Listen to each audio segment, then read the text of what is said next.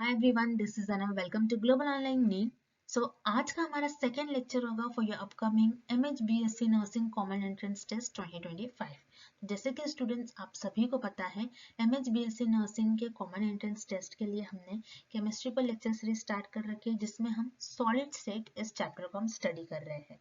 तो previous lecture में हमने कुछ बेसिक पार्ट कवर करा था इस चैप्टर का, और आज के इस सेशन में हम बहुत ही इंपॉर्टेंट टॉपिक्स को कवर कर रहे हैं, जो कि है वॉइड्स जैसे कि टेट्राहेड्रल वॉइड्स क्या होते हैं, ऑक्टाहेड्रल वॉइड्स क्या होते हैं। इन पर बेस्ड आपको एग्जामिनेशन में क्वेश्चंस पूछे जाते हैं। साथ ही साथ केमिकल फॉर्मूलाज पर भी हम MCQs डिस्कस करेंगे। अब ये केमिकल फॉर्मूलाज क्या होते हैं, जैसे कि क्रिस्टल लैटिस होते हैं, उनमें जो एटम्स होते हैं वो एटम्स सारे मिलकर कोई एक कंपाउंड बनाते हैं, तो उस कंपाउंड का केमिकल फॉर्मूला होता है। तो उन केमिकल फॉर्मूला पर बेस्ड आपको एग्जामिनेशन में क्वेश्चंस पूछे जाते हैं, जो कि बहुत बहुत सिंपल होते हैं। अगर आप एक बारी इस वीडियो के जो हमने MCQs आपको बताया है वो आप देख लोगे, तो आपको वर्ड्स और केमिकल फॉर्मूला से रिलेटेड सारे क्वेश्चंस आप इजीली यू सॉल्व कर पाओगे। तो एंड तक जरूर देखिएगा, और साथ ही साथ अगर आप चैनल पर नए हैं तो हमारे चैनल को जरूर सब्सक्राइब कर लीजिए, ताकि आप आपके MHBSc नर्सिंग के कॉमन एंट्रेंस टेस्ट को इजीली क्रैक कर पाओ। So that's it, and let's begin with the video. Where are octahedral voids located in FCC lattice? तो देखिए इस क्वेश्चन में हमसे क्या पूछा जा रहा है, FCC लैटिस में जो ऑक्टाहेड्रल वॉइड्स है ये कहाँ लोकेटेड होते हैं, इनका लोकेशन कहाँ होता है। देखिए FCC लैटिस जो कि फेज सेंटर क्यूबिक लैटिस होता है, उसमें ऑक्टाहेड्रल वॉइड्स आपसे पूछा जा रहा है। तो इस क्वेश्चन को सॉल्व करने के लिए आपको सबसे पहले मीनिंग पता होना चाहिए वॉइड्स का। वॉइड्स क्या होता है, फ्री स्पेस या फिर आप खाली जगह जिसे कह सकते हो। अब किस तरीके से FCC लैटिस में ऑक्टाहेड्रल वॉइड्स होते हैं, तो उसके लिए आपको इस इमेज को देखना है। तो हमें सभी को पता है FCC लैटिस में जो लैटिस होता है, ठीक है, जो हमारा यूनिट सेल होगा वो वहां में यूनिट सेल में हर कॉर्नर्स पर होते हैं हमारे लैटिस, ठीक है, हर कॉर्नर्स पर एटम्स होते हैं, और साथ ही साथ हर फेस पर आपको एक एक यहाँ पर एटम देखने मिलता है, ठीक है, हर फेस पर, जैसे कि यहाँ पर है, हर फेस पर आपको एक एक एटम्स देखने मिलते हैं। तो ये होता है हमारा FCC लैटिस। FCC लैटिस में ऑक्टाहेड्रल शेप हम सभी को पता है कुछ इस तरीके से होता है, ठीक है, ऑक्टाहेड्रल शेप जो कि इस तरीके से होती है ऑक्टाहेड्रल ज्योमेट्री। तो देखिए यहाँ पर क्या होगा, FCC लैटिस में इस तरीके से यहाँ पर एक प्लेन में ये 4 एटम्स लाई कर रहे हैं, ठीक है, एक प्लेन में ये 4 एटम्स लाई कर रहे हैं, और इस फेस का एक एटम और इस फेस का एक एटम, इस तरीके से टोटल जब 6 एटम्स एक दूसरे से अटैच्ड हो गए और इनके बीच में जो एक स्पेस मिलेंगी हमें, ठीक है, इन 6 एटम्स को जब हम अटैच करेंगे, ज्वाइंट करेंगे, तो यहाँ पर हमें जो एक फ्री स्पेस मिलेंगी इसी को कहेंगे हम वॉइड, जो कि एक ऑक्टाहेड्रल वॉइड होती है। तो FCC लैटिस में देखिए एक सेंटर पर आपको एक वॉइड देखने मिलेगा, ठीक है, और साथ ही साथ आपको सारे एजेस पर, ठीक है, यूनिट सेल के सारे एजेस पर आपको वॉइड देखने मिलेगा, ऑक्टाहेड्रल वॉइड कुछ इस तरीके से। इस डायग्राम में आप देखिए हर एक एजेस पर आपको यहाँ पर देखने मिलेगा आपके ऑक्टाहेड्रल वॉइड, ठीक है। तो ये 1 2 3 4 एक प्लेन में है, और इस तरीके से यहाँ पर एक वॉइड, तो हर एक एजेस पर आपको देखने मिलता है। तो एक एज अगर हम देखें, किसी भी यूनिट सेल का एक एज देखें, तो वो 1/4 पार्ट कंट्रीब्यूट करता है। तो 1/4, और टोटल जो यूनिट सेल में जो हमारे एजेस होते हैं टोटल वो होते हैं 12। तो यहाँ पर टोटल हो गया हमारा 3, 1/4 इंटू 12 करेंगे हम तो 3। तो 3 एजेस पर एटम्स होंगे, और एक सेंटर पर हमारा ऑक्टाहेड्रल वॉइड होगा, और जो कि एक एटम होगा। तो टोटल कितने यहाँ पर ऑक्टाहेड्रल वॉइड्स होते हैं, 4 टोटल FCC लैटिस में ऑक्टाहेड्रल वॉइड होते हैं। इस तरीके से भी आपको एग्जामिनेशन में क्वेश्चन पूछा जा सकता है। यहाँ पर हमें लोकेशन पूछ रहा है, लोकेशन जैसे कि हमने देखा एक सेंटर में होगा ऑक्टाहेड्रल वॉइड, जैसे कि इस डायग्राम में हमने देखा, और यूनिट सेल के एजेस पर होगा। तो इसीलिए इस क्वेश्चन का आपका आंसर डी करेक्ट हो जाएगा, at the centre and edges of the unit cell, ठीक है। तो ऑप्शन डी यहाँ पर आपका करेक्ट हो गया। Next, which of the following crystal structures has the most number of tetrahedral voids? तो देखिए इस क्वेश्चन में हमसे क्या पूछा जा रहा है कि कौन से क्रिस्टल स्ट्रक्चर्स में, यानी कि BCC, SCC, FCC, इन तीनों में से कौन से क्रिस्टल स्ट्रक्चर ऐसे हैं जिसमें सबसे ज्यादा टेट्राहेड्रल वॉइड्स हमें देखने मिलते हैं। वॉइड्स तो हमने देख लिया जो कि फ्री स्पेस होती है, खाली जगह जो होती है। अब हमने ऑक्टाहेड्रल वॉइड देख लिया। अब नेक्स्ट आता है टेट्राहेड्रल वॉइड्स। टेट्राहेड्रल वॉइड्स क्या हो गए, जैसे कि टेट्राहेड्रल जो ज्योमेट्री होती है कुछ इस तरीके से, ठीक है।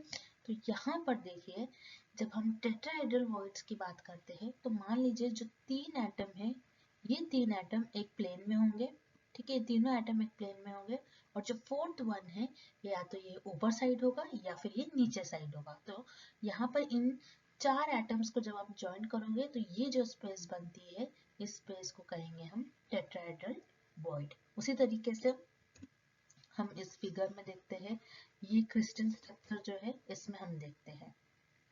तो देखिए यहाँ पर, जैसे कि यहाँ पर हम देखते हैं, यहाँ पर देखिए ये जो 3 एटम्स है ये एक प्लेन में है और चौथा जो है ये यहाँ पर है।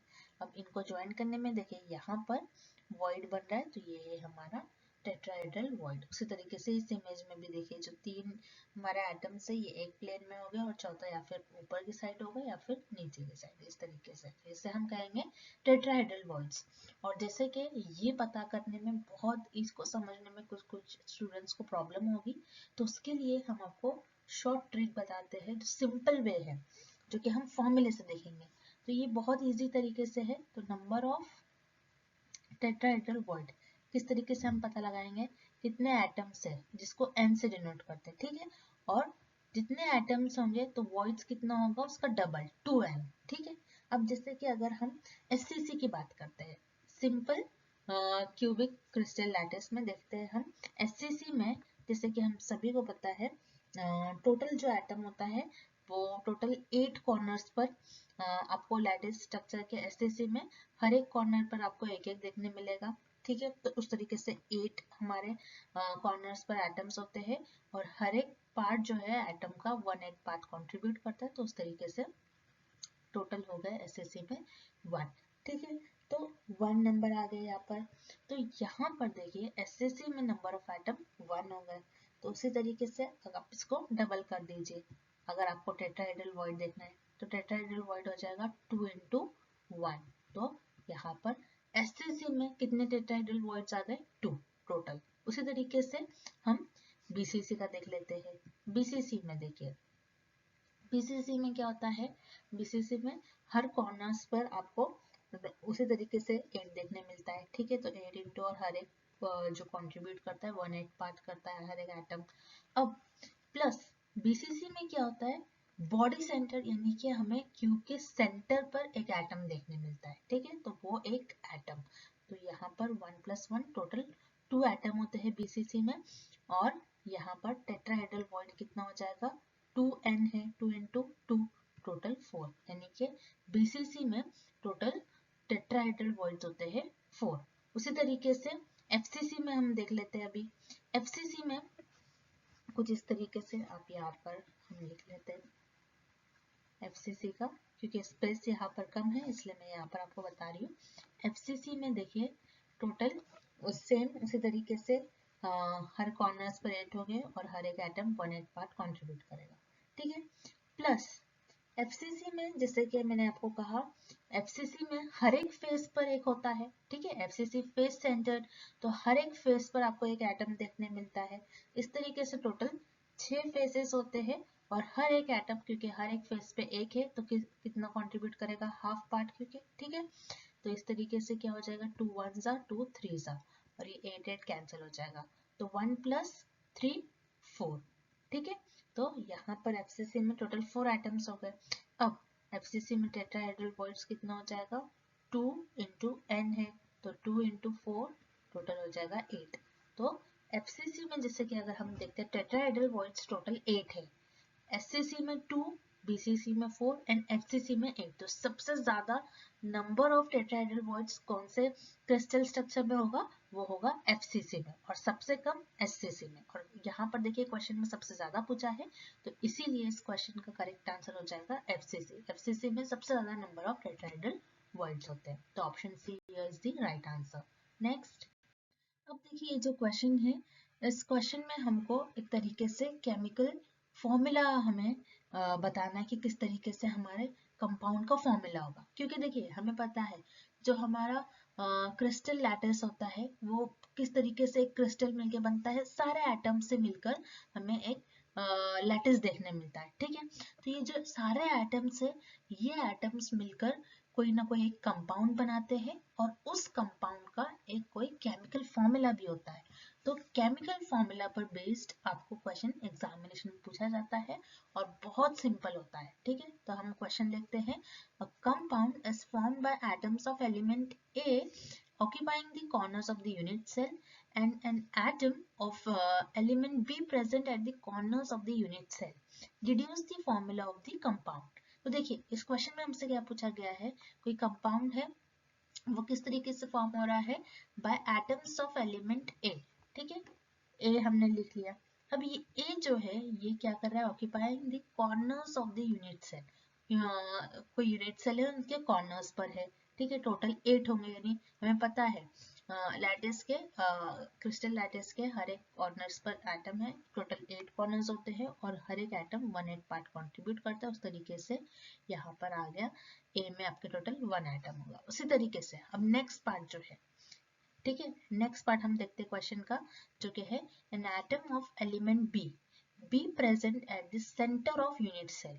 बी जो है बस सेंटर ऑफ यूनिट सेल है, ठीक है। तो सेंटर में है यानी कि 1 एटम होगा, ठीक है। सेंटर में है, सेंटर में टोटल 1 होगा, तो ए 1 हो गया हमारा यहाँ पर और बी जो है ये भी 1 हो गया, ठीक है, क्योंकि हमें फॉर्मूला पूछा गया है। तो A1 B1 हो गया। तो देखिए 1 1 है तो जनरली हम 1 सफिक्स में होता है तो हम नहीं लिखते, ठीक है। तो A B आप इस तरीके से लिख लीजिए। तो ये जो हमें कंपाउंड दिया गया है उसका फॉर्मूला हो जाएगा AB। तो इसीलिए इस क्वेश्चन का आपका करेक्ट आंसर हो जाएगा option D AB। Next, atoms of element X form a BCC and atoms of element Y occupy 3/4 of the tetrahedral walls. What is the formula of the compound? अब देखिए इस question में हमसे क्या पूछा गया है, क्या दिया गया है, ये आपको बहुत केयरफुली रीड करना है। Atoms of element X, X element के एटम्स BCC फॉर्म कर रहे हैं, ठीक है। X फॉर्म कर रहा है BCC, यानी कि BCC में क्या होता है, 8 कॉर्नर्स पर 8 एटम्स होते हैं और 1/8 पार्ट हर एक एटम कंट्रीब्यूट करता है। तो टोटल हो गया हमें आ गया यहाँ पर 1। और BCC में बॉडी सेंटर्ड है, यानी कि बॉडी पर BCC लैटिस में बॉडी पर एक हमें एटम देखने मिलता है। तो 1 + 1 टोटल इज 2, ठीक है। अब नेक्स्ट पार्ट है क्वेश्चन का हमारा, and atoms of element Y, Y element के एटम्स फॉर्म कर रहे हैं 3/4 of the tetrahedral void. 3/4 of the, of जब भी आता है किसी भी क्वेश्चन में आपको जब भी ऑफ देखने मिला मतलब इनटू आपको जरूर से लगाना है, ठीक है। Into tetrahedral void, tetrahedral void, ठीक है। अब 3/4 इनटू टेट्राहेड्रल वॉइड, अगर हम टेट्राहेड्रल वॉइड की बात करें BCC में, BCC लैटिस में जो टेट्राहेड्रल वॉइड होता है ये होता है आपका 4, ठीक है। आप साइड में भी कैलकुलेट कर सकते हो BCC में, जैसे कि n 2 टोटल एटम्स होते हैं, ठीक है। n हमें पता लग गया और टेट्राहेड्रल वॉइड हम किस तरीके से फॉर्म करते हैं 2n, ठीक है। तो किस तरीके से फाइंड करते हैं 2n, ठीक है, ये फॉर्मूला है। तो यहाँ पर 2 × n की वैल्यू हमें पता है 2, तो टोटल हो गए 4। तो BCC में जो टेट्राहेड्रल वॉइड्स होते हैं टोटल 4, तो यहाँ पर आपने 4 लिख लिया, ठीक है। तो ये 4 4 कैंसिल हो जाएगा, ये आ जाएगा आपका 3, यानी कि x कितना आ गया आपका 2 और y 3। तो ये जो कंपाउंड है उसका फॉर्मूला आपको मिला X2Y3। तो इसीलिए इस क्वेश्चन का आपका करेक्ट आंसर हो जाएगा option A X2Y3। Next, what is the total volume of the particles present in body centered unit cell? तो देखिए इस क्वेश्चन में हमसे क्या पूछा जा रहा है, बॉडी सेंटर्ड यूनिट सेल में जो पार्टिकल्स प्रेजेंट है यानी कि जो हमारे एटम्स प्रेजेंट है, तो उन एटम्स का हमें टोटल वॉल्यूम पता करना है, ठीक है। अब जैसे कि हम सभी को पता है बॉडी सेंटर्ड क्यूबिक सेल, ठीक है। BCC में टोटल हर एक कॉर्नर पर 8 एटम होते हैं और हर एक एटम 1/8 पार्ट कंट्रीब्यूट करता है, प्लस सेंटर में एक होता है, तो टोटल हो जाएगा आपके 2 एटम्स, ठीक है। 2 एटम्स होते हैं टोटल BCC स्ट्रक्चर में। अब देखिए एटम है जिस तरीके से, यानी कि एक स्फीयर है, तो किसी भी स्फीयर का, कोई भी अगर हम एक स्फीयर की बात करें तो एक स्फीयर का वॉल्यूम होता है 4/3 पाई आर क्यूब, ठीक है, 4/3 पाई आर क्यूब। अब टोटल वॉल्यूम हमसे पूछा गया है, ठीक है, बॉडी सेंटर्ड यूनिट सेल का हमें टोटल वॉल्यूम पूछा गया, तो टोटल जो वॉल्यूम आएगा हमारा, टोटल वॉल्यूम, क्योंकि टोटल कितने हमारे पास एटम है बीसीसी में, कितने पार्टिकल्स है, particles is nothing but atoms, molecule वगैरह, ठीक है, तो टोटल एटम्स कितने हैं हमारे बीसीसी में, 2 एटम्स है, ठीक है, तो 2 इंटू टोटल जो एक स्फीयर का हमको एक स्फीयर का हमें पता है, एक स्फीयर का वॉल्यूम, तो 2 इंटू कर लीजिए 4/3 पाई आर क्यूब, टोटल 2 एटम्स है, तो हमने क्या करा, वॉल्यूम से हमने मल्टीप्लाई कर दिया, तो हमें टोटल वैल्यू पता लग जाएगा। तो यहाँ पर हो जाएगा 2 into 4 is 8/3 pi r cube.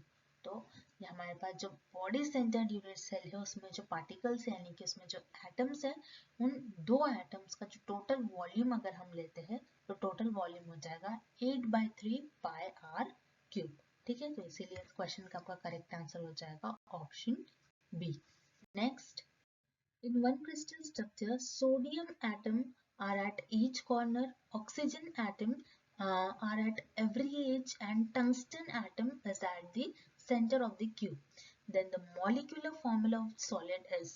तो देखिए इस क्वेश्चन में हमें जो इंफॉर्मेशन दी गई है पहले हम वो देख लेते हैं, ठीक है, तो एक जो है क्रिस्टल स्ट्रक्चर है उसमें सोडियम एटम है, सोडियम एटम उस क्रिस्टल स्ट्रक्चर में सारे कॉर्नर्स पर है, तो सोडियम जो हो जाएगा वो हो जाएगा आपका हर टोटल जो हमारे क्रिस्टल स्ट्रक्चर होता है या फिर क्यूब अगर हम देखें तो क्यूब के हर कॉर्नर्स में टोटल 8 कॉर्नर होते हैं और हर एक जो कॉर्नर है वो 1/8 पार्ट कंट्रीब्यूट करता है, तो टोटल जो एटम हो जाएगा सोडियम का वो 1 हो जाएगा। देन नेक्स्ट पार्ट है क्वेश्चन का oxygen, oxygen atom are at every edge, oxygen जो है एजेस पर है, सारे एजेस पर है, तो देखिए जो क्यूब का एज है कुछ इस तरीके से आपको दिखेगा, तो हर एज जो है 1/4 और 4th वर्टाइसिस से मिलकर बनता है और टोटल 12 एज होते हैं क्यूब के, तो टोटल कितना हो गया ऑक्सीजन, ऑक्सीजन हो गया 3, ठीक है, उसी तरीके से नेक्स्ट है टंगस्टन, टंगस्टन जिसे W से डिनोट करते हैं, ठीक है, tungsten atom as the centre of the cube, tungsten जो है क्यूब के सेंटर में है, सेंटर में है यानी कि 1 एटम, 1 आप डायरेक्टली लिख लीजिए, तो देखिए सोडियम 1 हो गया, ऑक्सीजन 3 एंड टंगस्टन 1, तो यहाँ पर उसके बाद हमें फॉर्मूला बताना है, मॉलिक्यूलर फॉर्मूला किस तरीके से होगा, तो पहले सोडियम लिख लीजिए, देन वैसे तो क्वेश्चन में ऑक्सीजन है लेकिन अगर हम ऑप्शंस की तरफ पढ़ते हैं तो टंगस्टन इन्होंने पहले लिखा है, तो हम पहले टंगस्टन लिख लेते हैं W, तो Na यानी कि सोडियम 1 है, टंगस्टन भी 1 है और ऑक्सीजन है यहाँ पर देखिए 3, तो आप 1 तो हम जनरली नहीं लिखते हैं, तो Na हो जाएगा, देन W जो कि टंगस्टन है, NO3, तो जो मॉलिक्यूलर फॉर्मूला है, जो सॉलिड का मॉलिक्यूलर फॉर्मूला है वो हो जाएगा NaWO3, तो ये जो आंसर है ये हमें ऑप्शन सी में देखने मिल रहा है, तो इसीलिए इस क्वेश्चन का आपका करेक्ट आंसर हो जाएगा option C. And thank you for watching this video and see you tomorrow.